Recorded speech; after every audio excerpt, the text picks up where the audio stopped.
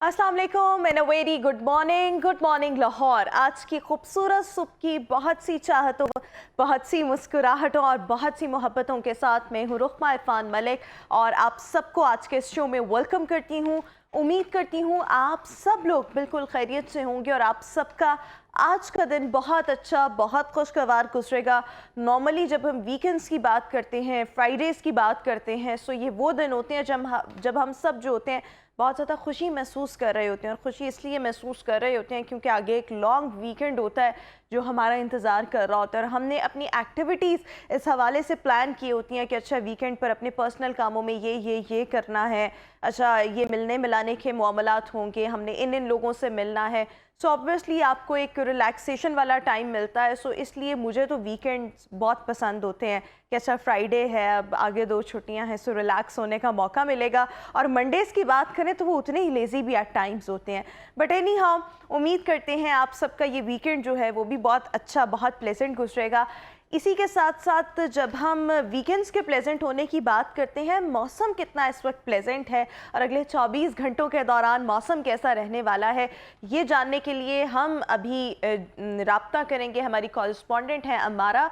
सो अमारा, बताइएगा आज मौसम कैसा रहने वाला है?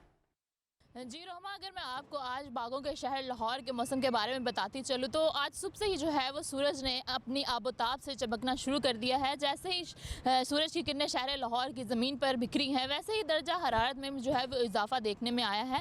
अगर बात करें आज के दर्जा हरारत की तो आज ज़्यादा से ज़्यादा दर्जा हरारत जो है वो 20 डिग्री सेंटीग्रेड रिकॉर्ड किया गया है, जबकि कम से कम दर्जा हरारत 11 डिग्री सेंटीग्रेड रिकॉर्ड किए जाने का इम्कान ज़ाहिर है। अगर बात करें हवा में नमी के तनासुब की तो हवा में नमी का तनासुब 75% रिकॉर्ड किया गया है, जबकि हवाएं जो है वो 3 किलोमीटर फी घंटा की रफ्तार से तेज़ और ठंडी हवाएं चल रही हैं।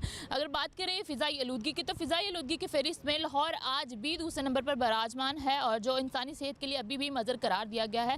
बात की जाए लाहौर के एयर क्वालिटी इंडेक्स की तो आज जो लाहौर का एयर क्वालिटी इंडेक्स रिकॉर्ड किया गया है वो 227 रिकॉर्ड किया गया है। कई जगहों लाहौर की कुछ ऐसी जगह भी है जहाँ पर अभी भी स्मोक का राज बरकरार है और इससे जो फैलने वाली बीमारियाँ थी उनमें काफ़ी जो हद तक की शरह थी उनमें कमी महसूस की गई थी। लेकिन तिबी माहिरीन की जानिब से अभी भी शहरियों को ये मशवरा दिया गया है कि वो अगर इन बीमारियों से बचना चाहते हैं तो जो SOPs हैं उन पर अमल दरामद करने की ज़्यादा से ज़्यादा।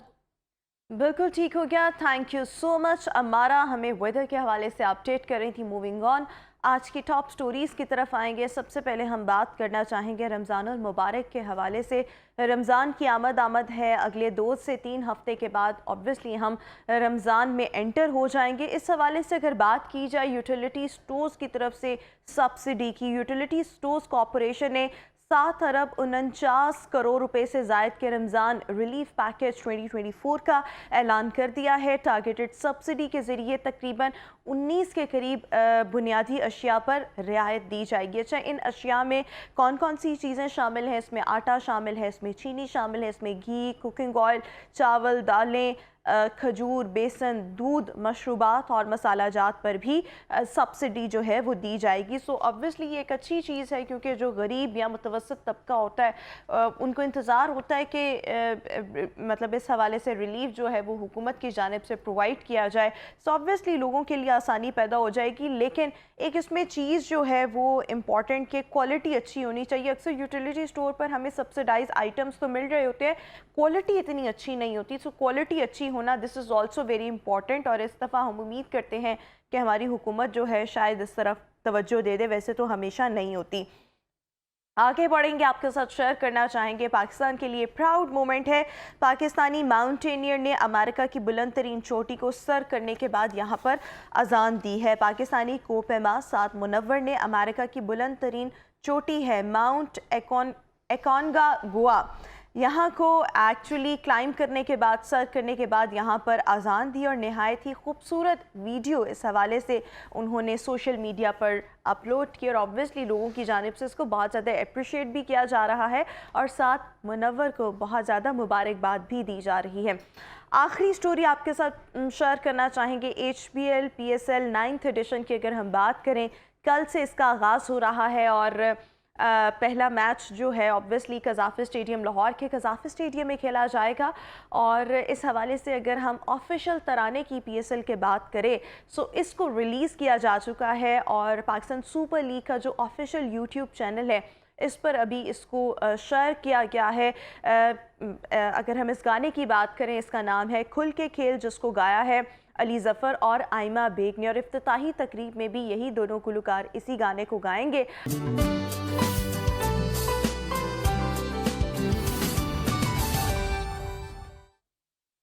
Welcome back after the break. और व्यूअर्स, आज के शो के हाइलाइट्स आपके साथ शेयर करना चाहूँगी। आज शो में सबसे पहले हम बात करने जा रहे हैं कैंसर पर। कैंसर दुनिया भर में इंतहाई तेज़ी से फैलने वाली बीमारी है। इसकी अलामात क्या हैं, इसके रीज़न्स क्या हैं और इसके लिए हम प्रिवेंटिव मेजर्स कौन कौन से अपना सकते हैं। मज़ीद आगे बढ़ेंगे, हम अपने जज्बात को कंट्रोल करने में अक्सर चैलेंजेस का सामना करते हैं। चैलेंजेस क्यों हमें दरपेश आते हैं और किस तरह से हम इमोशनली ख़ुद को इंटेलिजेंट बना सकते हैं, ये भी हमारा आज का टॉपिक होगा। आगे बढ़ेंगे, मौजूदा सियासी सूरत हाल में स्प्लिट मैंडेट की सूरत में आइन क्या कहता है, इसको भी आज हम डिस्कस करेंगे। मज़ीद आगे बढ़ते हुए शो में आपकी मुलाकात करवाएंगे ऐसे नौजवान से जिन्होंने डेंगू पर गाना लिखा है। सो ये भी आज हमारे साथ शो में मौजूद होंगे। और आखिर में हम आपके साथ शेयर करेंगे आप सबका daily horoscope. So right now it's the health and fitness segment, जिसमें हम बात करने जा रहे हैं आप सबकी सेहत को लेकर। अच्छा जी, आज हम बात करने जा रहे हैं कैंसर पर। कैंसर की अगर हम बात करें, over the last few years, over the last few decades, cancer में हमने बहुत ज़्यादा इजाफा देखा है। ख़वातीन की अगर हम बात करें, ख़वातीन में ब्रेस्ट कैंसर जो है वो बहुत तेज़ी से फैलने वाला एक कैंसर है। लेकिन इसके बरक्स हम देखें तो ब्रेस्ट कैंसर ही एक वाहिद कैंसर है या कैंसर की उन चंद इकसाम में से एक है जो कि ट्रीटेबल भी है, जो कि क्यूरेबल भी है। लेकिन इसके साथ साथ अगर आप मर्दों में बात करें, प्रोस्टेट कैंसर, लंग कैंसर, ये बहुत तेज़ी के साथ फैलते हुए हमने देखा है। लेकिन इस सब के साथ साथ अनफॉर्चुनेटली अगर हम यंगस्टर्स के हवाले से स्टैटिस्टिक्स उठाकर देखें, सो यंगस्टर्स में कैंसर हमें बहुत ज़्यादा प्रेवलेंट नज़र आता है। क्या वजह है कि यंगस्टर्स जो हैं इतना कैंसर जैसे मूजी मर्ज से मुतासर हो रहे हैं? क्या इसमें हमारा लाइफस्टाइल है, हमारी रूटीन है, हमारी डेली की आदत है? क्या इसमें फ़ास्ट फूड का, जंक फूड का बहुत ज़्यादा रोल है? लैक ऑफ फिज़िकल एक्टिविटी है? क्या क्या चीज़ें ऐसी हैं जो यंगस्टर्स को बहुत ज़्यादा मुतासर कर रही हैं कैंसर के हवाले से? इसको आज हम शो में डिस्कस करेंगे। और ऑब्वियसली इब्तदाई अलामात क्या हो सकती हैं, प्रिवेंटिव मेजर्स क्या हो सकते हैं। We are having in our show oncologist हैं डॉक्टर अमजद शहबाज दुरानी साहब। डॉक्टर साहब, thank you so much for being with us. सो सबसे पहले जब हम प्रेवलेंट होने की बात करते हैं कैंसर की, what do you think is the reason behind cancer being one of the most prevalent disease?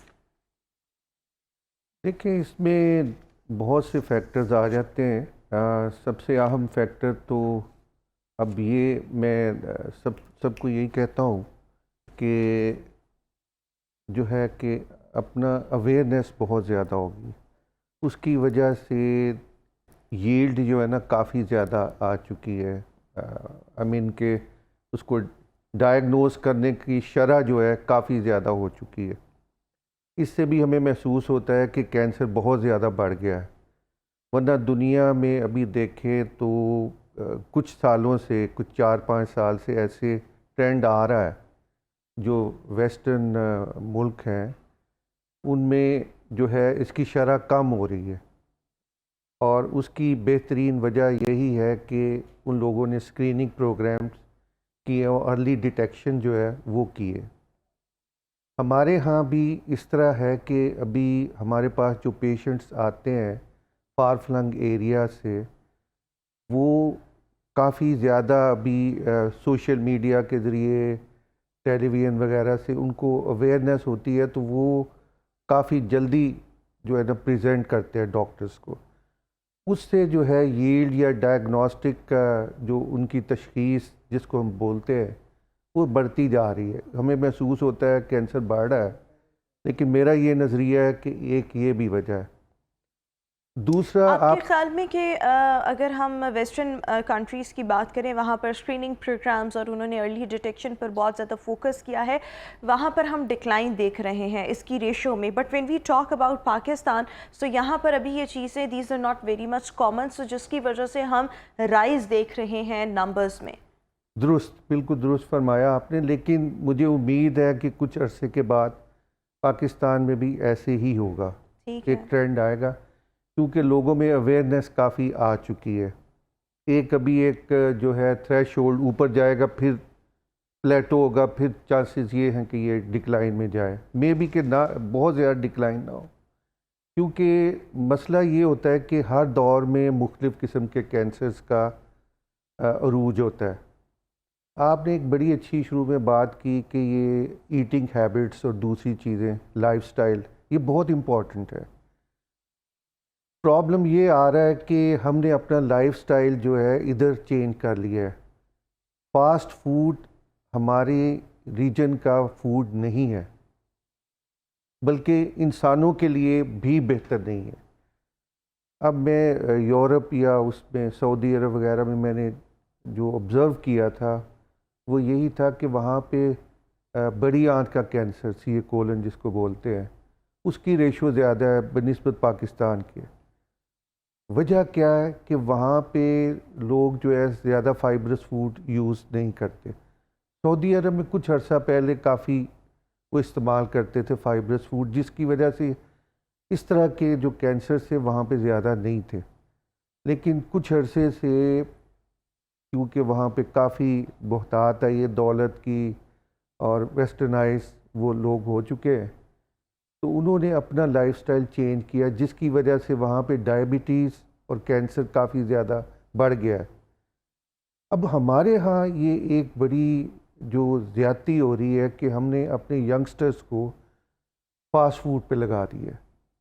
भाई ये हमारे रीजन का फूड नहीं है, मेरे ख्याल में किसी भी रीजन का फूड किसी नहीं है, ये रीजन का हर भी नहीं इंसान है, के लिए लेकिन ख़ास तौर पे नुकसानदेह हमारे है। ऑलरेडी हम लोग जो है शुरू से बचपन से रोटी वगैरह खाते हैं जिसमें ज़्यादा भूसा होता है या वट एवर, तो जितना भी फाइबरस फूड होगा वो स्टे नहीं करता ज़्यादा इंटेस्टाइन्स में, ज़्यादा टॉक्सिन्स नहीं पैदा होते, ज़्यादा वो इरिटेट नहीं करते लाइनिंग को, तो जिसकी वजह से वो ज़्यादा चांसेस नहीं होते कैंसर के।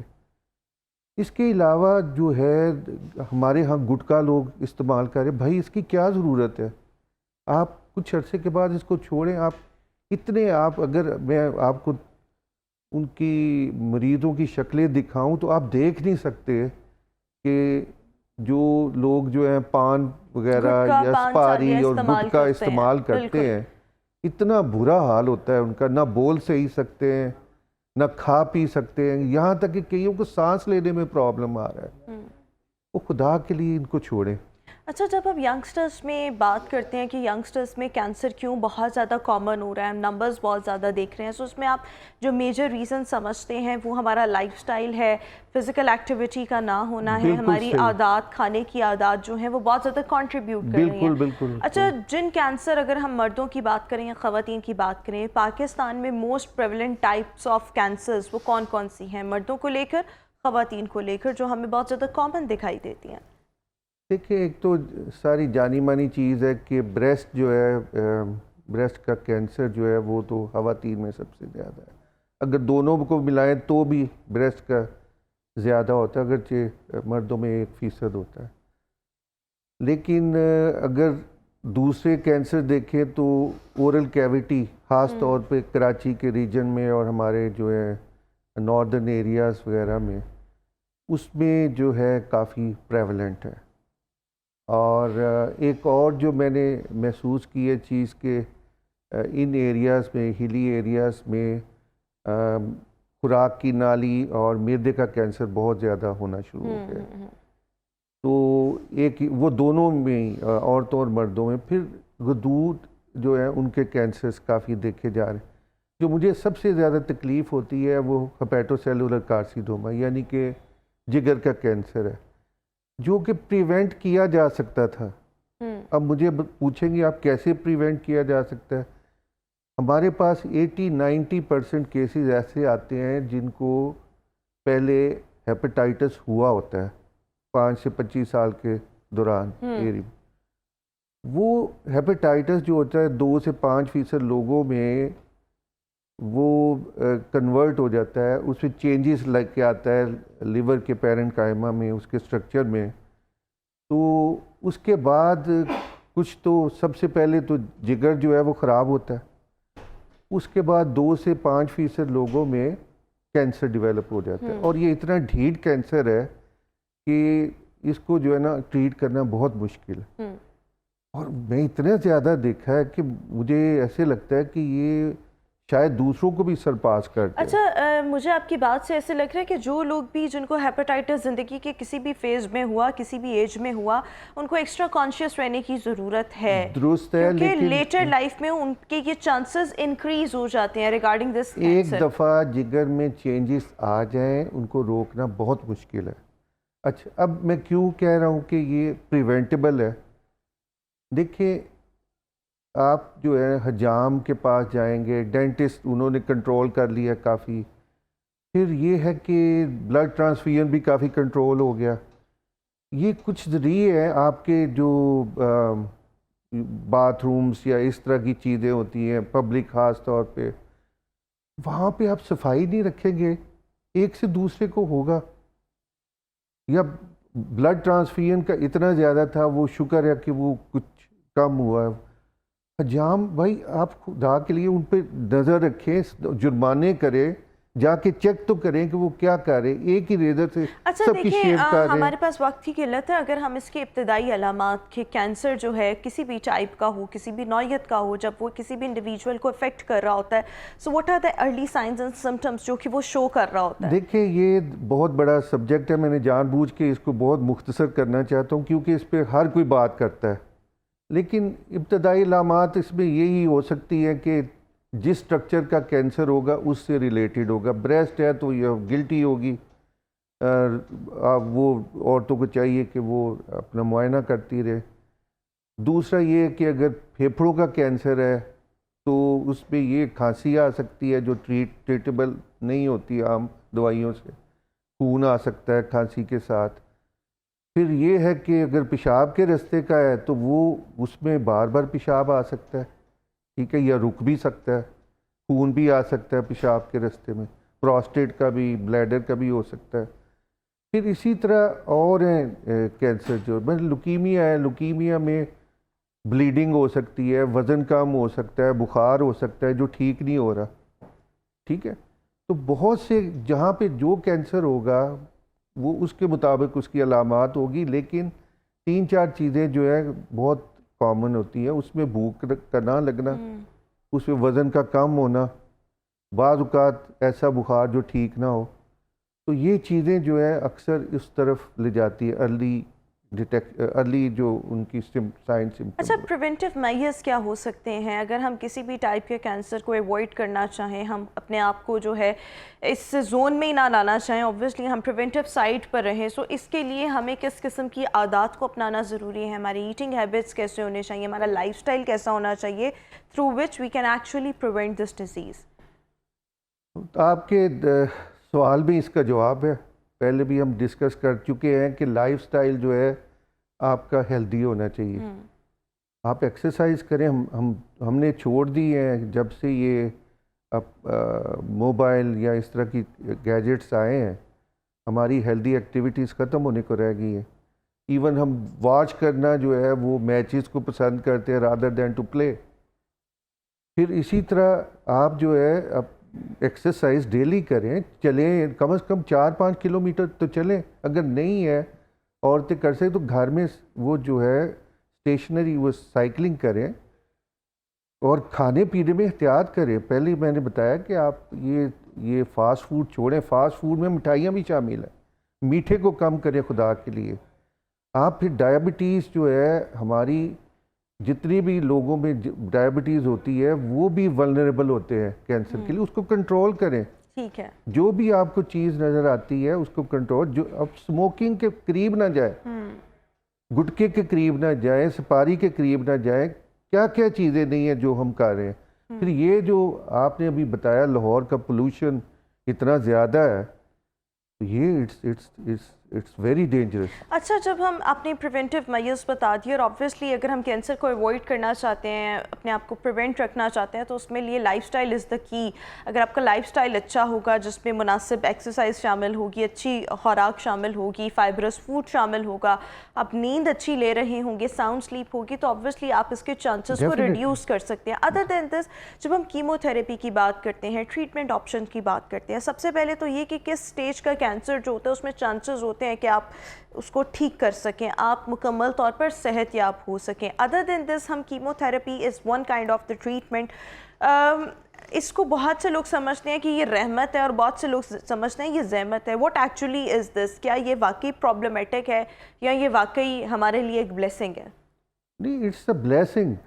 میں اس کو بلیسنگ اس لیے سمجھتا ہوں کہ اسی کی وجہ سے ہمارے لاکھوں کروڑوں جو پیشنٹس ہیں وہ ٹھیک ہوئے. اس میں کوئی شک نہیں ہے کہ کیمو تھراپی ایک عام دوائیوں کا مجموعہ نہیں ہوتا. It's a painful process. ٹھیک ہے، کیونکہ آپ نے کینسر کو مارنا ہے، اس کے ساتھ جو نارمل سیلز جو ہیں وہ بھی سفر کرتے ہیں، نو ڈاؤٹ اباؤٹ دس. لیکن اس کے لیے بھی ایک طریقہ رائج ہوتا ہے. آپ کیلکولیشنز کرتے ہیں ڈوز کو، اس کے مطابق مریض کے مطابق اس کے وزن، ہائٹ یا اس کی طبیعت یا اس کے بلڈ ٹیسٹ کے مطابق اس کو آپ لے کے چلتے ہیں. یہ نہیں ہوتا کہ آپ جو ہے نا ایک دم آپ نے دے دیا.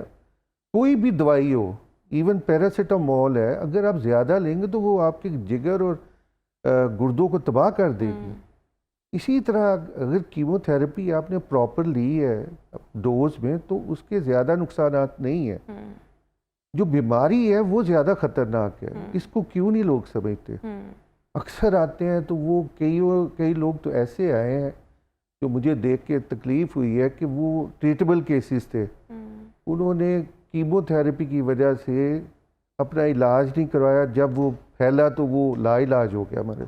یعنی کہ وہ اس کو پھیلنے سے روک سکتے تھے. بالکل، اس کی ایڈوانسمنٹس اس کو روک سکتے یہاں تھے. نہ صرف روک سکتے تھے بلکہ ختم کر سکتے. آپ یہ دیکھیں کہ بریسٹ کے جو ابتدائی سٹیجز ہیں اس میں جو بریسٹ کا کینسر ہے اس میں 80-90% جو ہے وہ کیوریبل ہو جاتا ہے اگر اس کو پراپرلی آپ ٹریٹ کریں. اس میں یہی بات ہے کہ آپ اپنا لائف سٹائل اچھا رکھیں. لائف سٹائل کے ساتھ ساتھ اگر ہم یہ بات کریں کہ آپ کی باڈی میں کوئی ایسی علامات آ رہی ہیں جو ان یوزول ہیں، وزن تیزی سے کے ساتھ گرنا، آپ کو بھوک نہ لگنا، بخار کا نہ ٹوٹنا، بار بار بخار ہونا، سو ان حوالوں سے کانشیس رہنے کی ضرورت ہے. کوئی بھی چینج جو آپ فیل کر رہے ہیں اس کے بعد فوری طور پر اپنا ایک ڈائگنوسس جو ہے اپنا کسی بھی ایک ڈاکٹر کے پاس جا کے، اوتھینٹک ڈاکٹر کے پاس جا کے وہاں پر اپنا معائنہ جو ہے وہ ضرور کروا لیں. اور پھر اس کے علاوہ اپنی ہیلتھ کو لے کر ہمیشہ کانشیس رہنا. اور بہت سے کینسرز یقینی طور پر ایسے ہیں کہ اگر آپ ان کی ارلی ڈیٹیکشن کر لیں تو آپ ان کو جو ہے اسپریڈ کرنے سے روک سکتے ہیں. Thank you so much doctor Amjad Durrani صاحب، ہمارے ساتھ آج شو کا حصہ تھے. ویوز، ابھی ہم اسی کے ساتھ شو میں ایک بریک شامل کریں گے. آپ سے ملاقات کریں گے اس بریک کے بعد.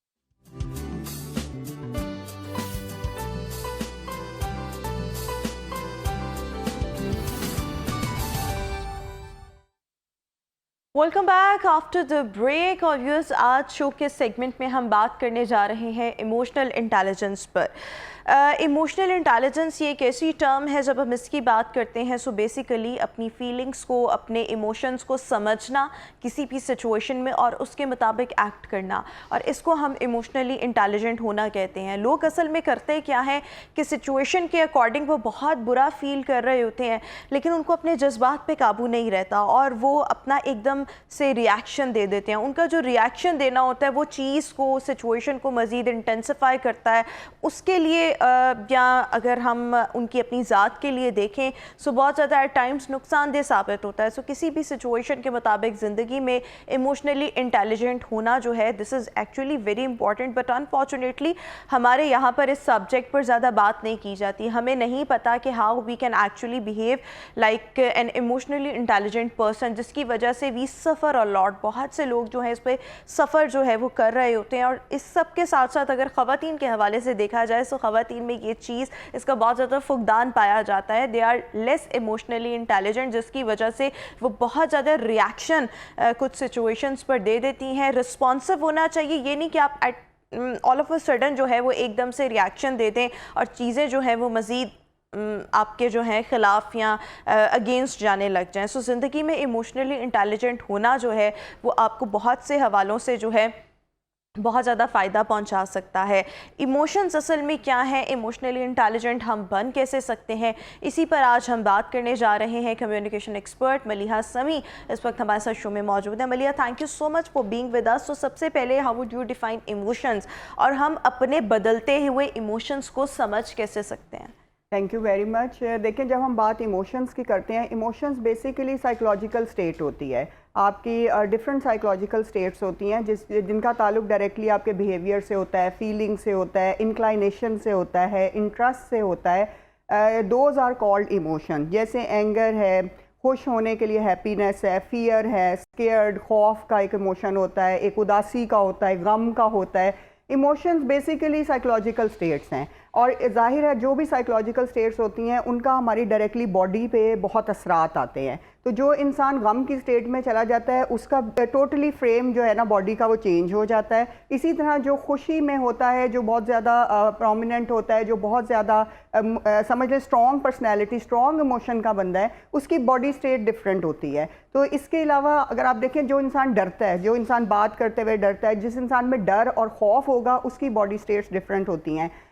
جب ہم بات کرتے ہیں ایموشنز کی تو یہ ان کا بہت گہرا تعلق ہوتا ہے آپ کے پرسنل ریلیشن شپ میں, آپ کے سوسائٹی ممبرس کے ریلیشن شپس میں, اور آپ کے گھر کے اندر افراد کے ریلیشن شپس میں. کیونکہ جو انسان زیادہ ایموشنل ہوتے ہیں وہ جلد باز ہوتے ہیں, اور سب سے بڑی بات یہ ہوتی ہے کہ وہ اپنے فیصلے بہت جلدی بدلتے ہیں. ان میں تحمل نہیں ہوتا, ان میں سکوت نہیں ہوتا.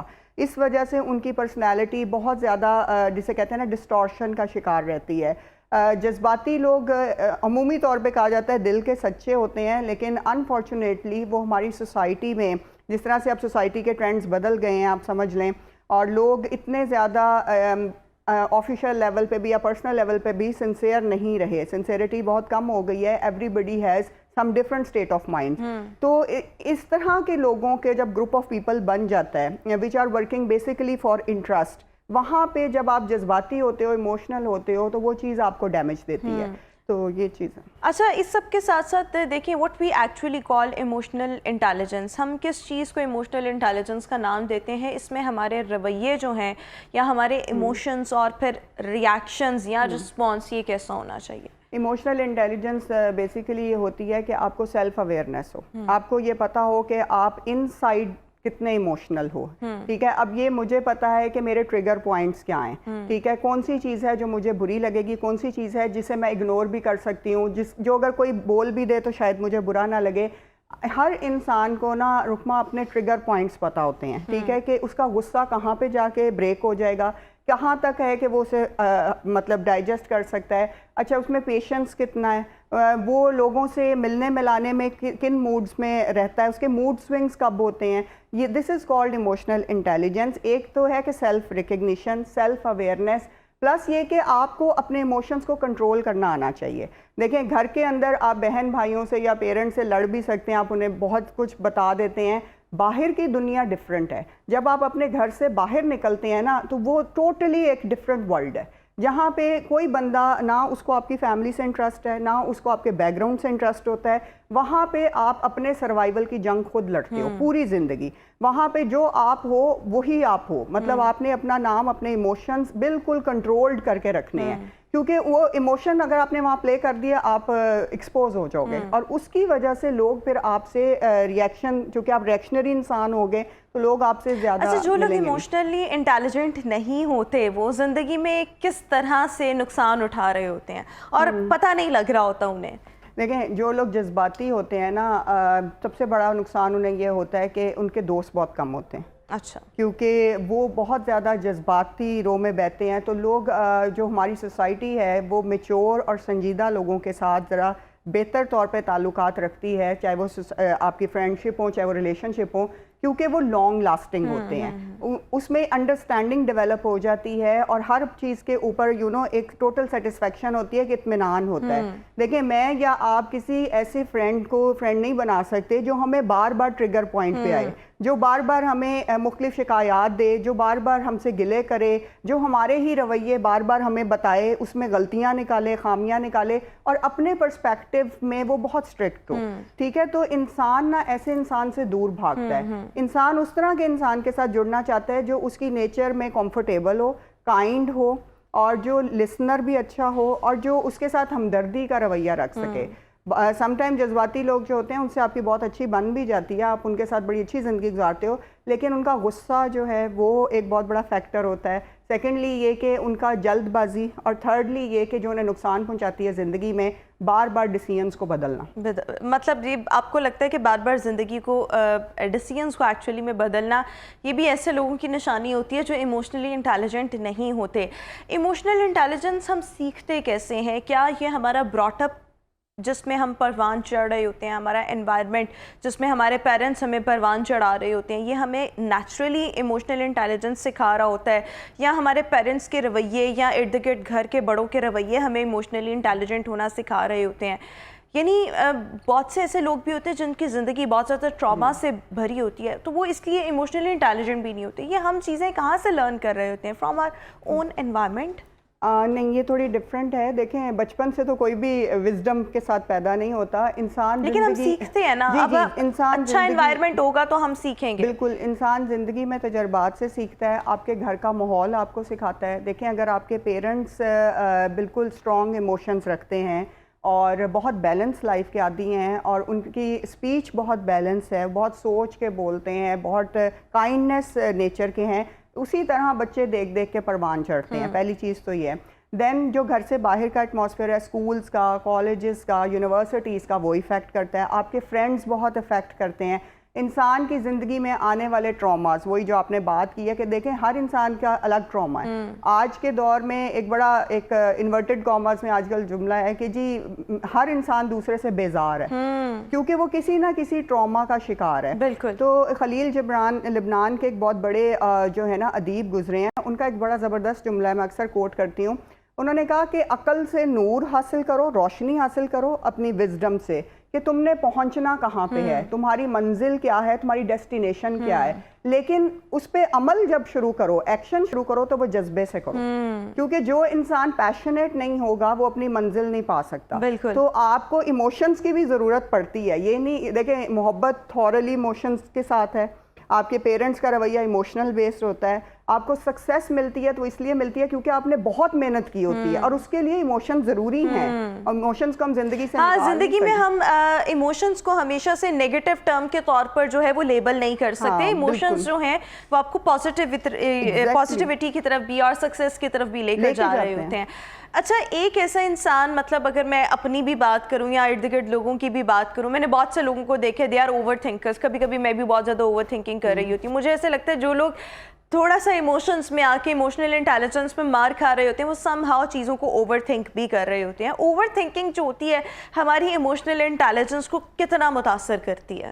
اوور تھنکنگ تو بہت زیادہ متاثر کرتی ہے. دیکھیں آپ ایک چیز کے اوپر گھنٹوں اگر سوچتے رہیں گے، اس دنیا میں اس کائنات میں نہ ہوتا وہی ہے جو اللہ تعالیٰ کی مرضی ہوتی ہے. ٹھیک ہے، اور اللہ تعالیٰ نے ہر انسان کی ٹریننگز کی سٹیجز رکھی ہوئی ہیں. اب انسان کی پرابلم یہ ہے، ہم لوگ یہ سمجھتے ہیں کہ جو ہم نے سوچ لیا وہی ہمارا صحیح ہے. وہ ہمارا رائٹ پرسپیکٹیو ہے لیکن ہماری نظر میں، دوسروں کی نظر میں وہ شاید نہیں ہوتا. تو ہم اوور تھنکنگ کرتے جاتے ہیں. چھوٹے چھوٹے ایشوز میں نے خواتین کو دیکھا ہے کہ وہ کئی دنوں تک ان کا موڈ خراب رہتا ہے، کئی دنوں تک وہ اس چیز کو ذہن میں رکھتی ہیں. اچھا، پھر اس کے اوپر اور تھاٹس آ جاتی ہیں. فرسٹ تھنگ از دیٹ کہ اپنی تھاٹ کو، جو آپ کے یہاں تھاٹس آنی ہے نا، ان کو کلین رکھیں اور منیمم رکھیں. کیونکہ دیکھیں سامنے کے جو ورلڈ میں لوگ بیٹھے ہوئے ہیں انہیں آپ کے یہاں سے کچھ نہیں پتا. بالکل ایسے وہ نہیں جانتے کہ یہاں پہ جو ہے یہ خاتون کیا سوچ رہی ہیں اور کیا. انہوں نے تو دیکھنا ہے جو آپ نے بولنا ہے یا جو آپ نے ایکٹ کرنا ہے. تو آپ کے کنٹرول جتنے ایموشن پہ ہوگا، جتنی تھنکنگ آپ کی نیٹ ہوگی نا اور کلین ہوگی، جیسے امام علی علیہ السلام نے فرمایا ہے کہ اپنی سوچوں کو پانی کے قطروں سے بھی زیادہ صاف رکھو، کیونکہ سوچوں پہ ایمان بنتا ہے. تو اگر ہم نیگیٹو سوچتے جائیں گے، بہت زیادہ کسی چیز کے اوپر بہت زیادہ ایکسیسولی سوچیں گے، تو الٹیمیٹلی ہم سائیکولوجیکل اچھا، اور کبھی کبھی ایسے ہوتا ہے کہ آپ بہت سی چیزوں کو اوور تھنک کر رہے ہوتے ہو کہ میرے ساتھ کیا ہوگا آگے چل کر، میری نوکری چلی گئی، مجھے فلاں بندے نے چھوڑ دیا. وہ چیزیں ریالٹی میں کبھی نہیں ہونی ہوتی، لیکن ہم ایک خود کو نیگیٹیوٹی کے اور مطلب نیگیٹو تھنکنگ کے ایک ایسے پیٹرن میں انگیج کر لیتے ہیں جس کی وجہ سے ہم وہ سوچتے جاتے ہیں. مجھے لگتا ہے چیزیں مزید انٹینسیفائی ہوتی جاتی ہیں. الٹیمیٹلی ہم خود کو ہی سوچ کے نقصان پہنچا رہے ہوتے ہیں، اور جب وہ وقت آتا ہے تو ہم دیکھتے ہیں کہ ایسا تو کچھ بھی نہیں ہوا، یہ ہماری اپنی سوچیں ہی تھیں. اور ایک اس کا دوسرا رخ یہ بھی ہے کہ جیسا انسان سوچتا ہے اکثر ویسا ہو بھی جاتا ہے. سو اس لیے بھی اوور تھنکنگ کو ایوائڈ کرنا اور نیگیٹیوٹی کو ایوائڈ کرنا، دس از ایکچولی ویری امپورٹنٹ. اچھا، جو لوگ ایموشنلی انٹیلیجنٹ نہیں ہوتے، آپ کو لگتا ہے کہ وہ اپنی پروفیشنل زندگی میں بھی بہت زیادہ مار کھا رہے ہوتے ہیں؟ دیکھیں، میں اس بات کی قائل ہوں کہ انسان عقل مند ہو سکتا ہے چاہے اس نے پی ایچ ڈی نہ کی ہو، ٹھیک ہے. An illiterate person can be an absolute wise person اگر وہ سوچ سمجھ والا انسان ہے. جو وائز انسان ہوگا نا، وہ کبھی بھی آپ کو فوراً رائے نہیں دے گا. وہ آپ کوئی بھی معاملہ اس سے پوچھیں گے، چاہے وہ پڑھا لکھا بھی نہ ہو، وہ کہے گا بیٹا ذرا صبر کرو، مجھے سوچ لینے دو، میں آپ کو سوچ کے بتاتا ہوں. اور ایک وہ انسان ہوگا جو جذباتی ہوگا، جو آپ نے ادھر بات پوچھی ادھر اس نے جواب دے دیا، ٹھیک ہے، اس نے رائے دے دی، رائے کو رجسٹر کرا دیا. دیٹ مینس کہ ان دونوں میں بہت ڈفرینس ہے.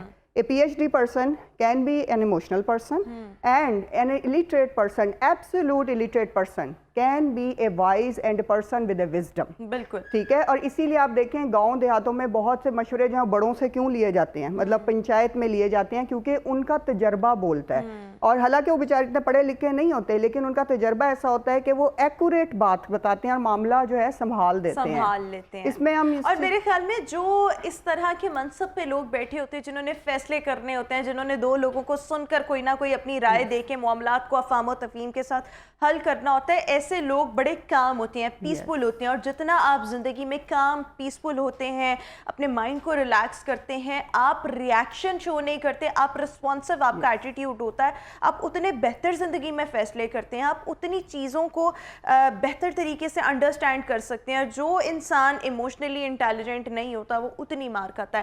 اچھا، ایک آخری سوال کہ ہم سب خود کو ایموشنلی انٹیلیجنٹ کیسے بنا سکتے ہیں کہ ہم زندگی میں مار نہ کھائیں، زندگی اچھے طریقے سے چلتی رہے؟ دیکھیں، اس میں علامہ اقبال کا ایک بڑا خوبصورت شعر ہے، بے خطر کود پڑا آتش نمرود میں عشق، عقل ہے محو تماشائے لب بام ابھی. اچھا، دیکھیں اس میں بہت وسعت ہے اس شعر میں، اور میں اس کی بڑی قائل ہوں کہ حضرت ابراہیم علیہ السلام نے آتش نمرود میں جو چھلانگ لگائی تھی وہ عشق الہی میں لگائی تھی. جہاں پہ عشق الہی آ جاتا ہے یا کوئی ایسا فیصلہ آ جاتا ہے کہ جس سے آپ کا جذباتی ہونا بنتا ہے کہ یہ اگر میں نے جذباتی ہو کے نہیں کیا تو شاید میں مار کھا جاؤں گا، تو وہاں پہ اس کو یوز کریں، ضرور کریں، شاید منزل مقصود مل جائے، بہترین ہو جائے. لیکن اسی کا سیکنڈ شعر دیکھیں کہ عقل ہے محو تماشائے لب بام، کہ عقل تو یہ کہہ رہی ہے سائڈ پہ بیٹھے کہ یہ کیا کر دیا، اس میں تو مطلب جل جائیں گے. آپ کی عقل نا آپ کو جگہ جگہ پہ پابندیاں لگاتی ہے، ٹھیک ہے، وہ آپ کو بہت سارے ویز دکھاتی ہے، آپشنز دکھاتی ہے. کوشش یہ کریں کہ جو ڈیسیژن کر لیں اس کو ایکٹ کریں with your strong emotions, but اس طرح سے کہ دنیا میں یہ چیز آپ کی رجسٹر ہو جائے کہ this person is a logical person, اور اس کی جو ایکٹس ہوتے ہیں وہ کسی نہ کسی قسم کی بیس ان کی ہوتی ہے، وداؤٹ بیس نہیں. اور زندگی میں کبھی بھی کوئی ایسی نیگیٹو سچویشن آ جائے یا کوئی ایسی پرابلم آ جائے جس میں آپ بہت برے سے اسٹک ہوں، اپنے نروس کو ہمیشہ کام رکھیں، اپنی سوچوں کو ہمیشہ پازیٹیو رکھیں، اور تحمل کا، ہمبلنس کا مظاہرہ کریں. جتنا آپ ٹھہراؤ کے ساتھ چیزوں کو لے کر چلیں گے، آپ کو اندازہ ہوگا کہ اینڈ پر آپ نے اتنا ہی بہتر جو ہے وہ ڈیسیژن لیا، یا اتنا ہی بہتر جو ہے اپنا رسپانس دیا. اور زندگی میں ریاکشن نہیں ہونا چاہیے، آپ کو رسپانسو ہونا چاہیے. This is actually very important. Thank you so much Maliha for being with us. Viewers, ابھی ایک بریک، آپ سے ملاقات کریں گے ایک بریک کے بعد.